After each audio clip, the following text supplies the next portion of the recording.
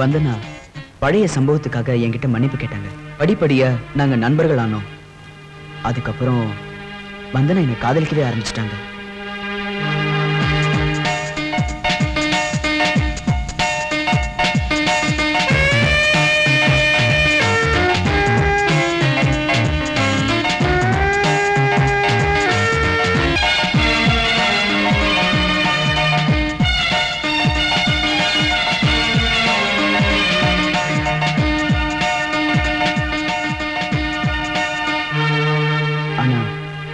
எனக்கு மட்டும் பழைய கோபம் தீரவே இல்லை.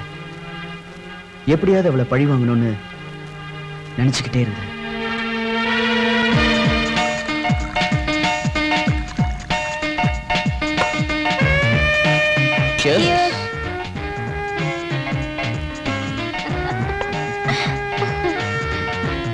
சாப்பிடு.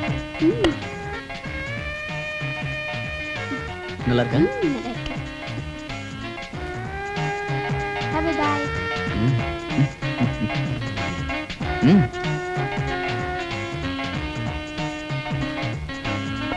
இன்னைக்கு உங்களுக்காக ஷூட்டிங்கை கேன்சல் பண்ணிட்டு வந்திருக்கேன். தேங்க்யூ வந்தனா, தேங்க்யூ வெரி மச். எனக்கு தெரியும் நீ எனக்காக என்ன வேணாலும் பண்ணுவேன்னு. ஒரு சின்ன கை.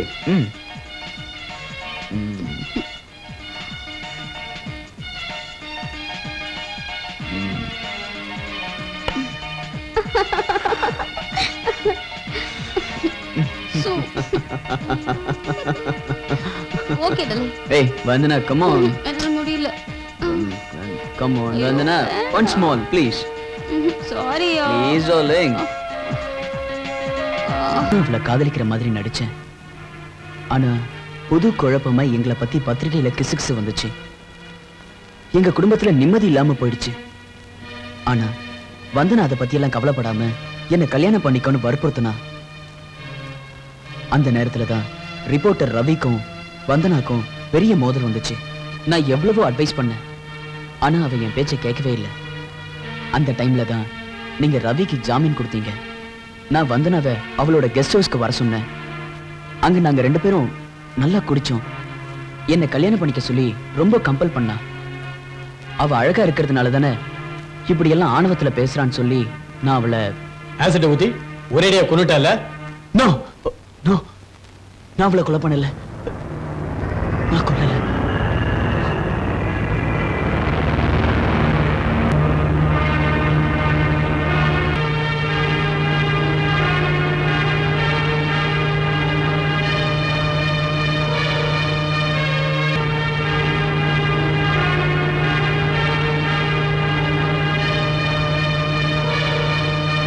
வந்தனா, நீ இப்படி பொறுப்பு இல்லாம நடந்துகிட்டது எனக்கு பிடிக்கல. நான் என்ன பண்ண? ரிப்போர்ட்டர் அடிச்சது. எந்த பத்திரிகையை பார்த்தாலும் ஏன் தலை தான் உருளுது.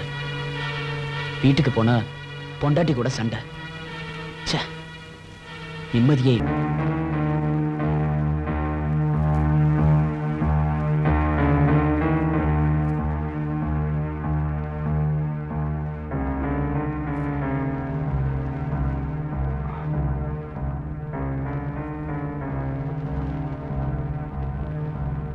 டார்லிங் போலாமா?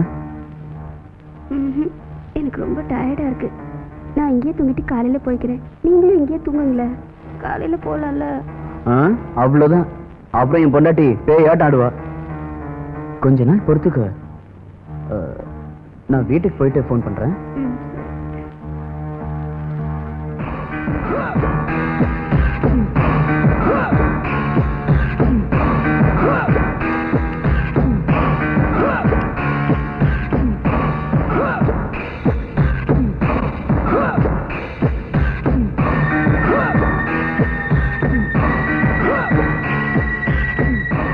வந்து கதவை சாத்திக்க.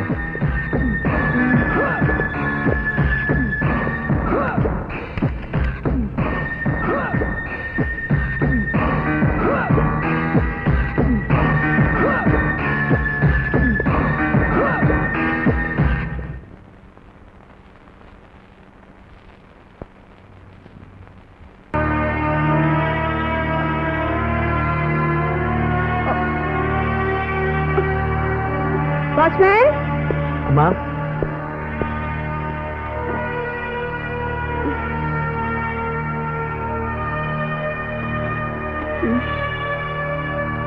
இந்தா காலையில 5 மணிக்கு என்ன எழுப்பி விட்டுடு. சரிம்மா.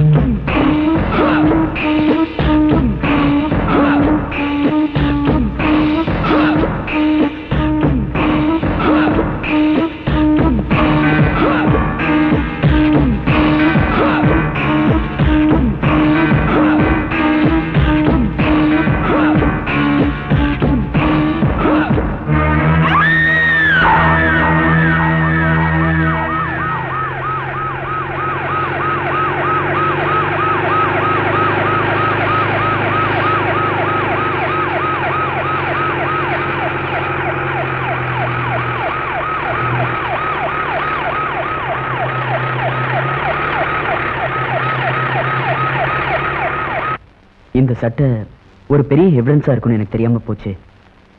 அதனால இந்த சட்டையை என் வீட்டு தோட்டத்துக்கு பின்னாடியே மண்ணு தோண்டி புதைச்சிட்டேன். ரிப்போர்ட்டர் ரவியை போலீஸ் அரெஸ்ட் பண்ண உடனே நான் தப்பிச்சிட்டேன்னு ரொம்ப சந்தோஷப்பட்டேன்.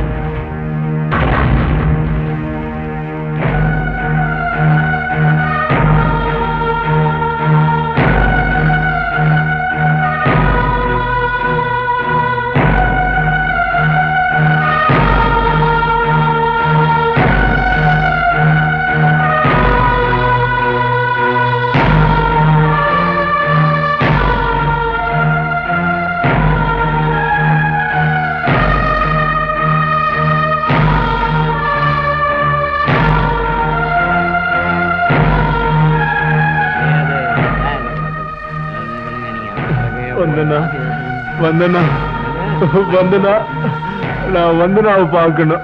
வந்தனா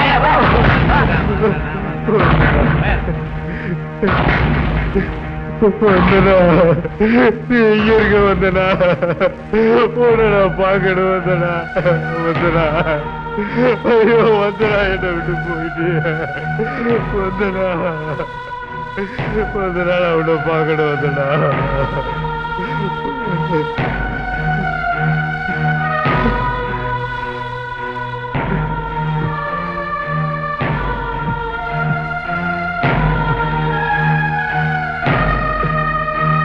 ராஜு, நடந்தது என்னவோ நடந்துடுச்சு.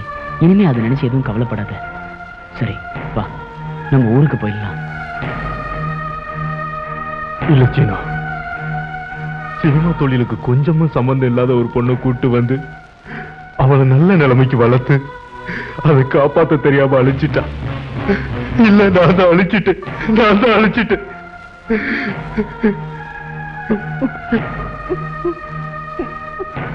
இனி நான் நல்லா வாழ்ந்தா அது அந்த கடவுளுக்கே பொறுக்காது.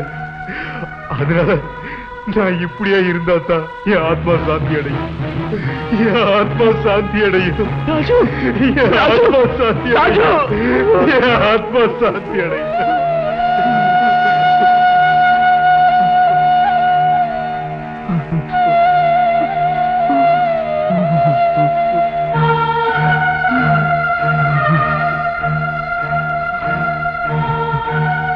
கடவுள் வாழ்க்கையில ஒவ்வொருத்தருக்கும் நல்லபடியா வாழ ஒரு சந்தர்ப்பத்தை தருவார்.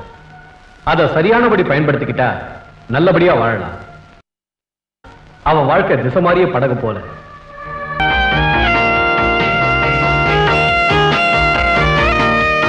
நான் சிம்மாசன தூக்கிகள் செம்மறி ஆடுகள் போல் என் காலடியில், செக்கர் வானத்தில் பவனி வரும் செங்கதிரோன் போல் செங்குருதி ஆற்றில் நீந்துபவன் நான் விழித்தால் எதிரி நாடுகள் நாசம். என் வேல் சுழன்று விட்டதென்றால் எதிரிகள் தலைகள் என் காலடியில்.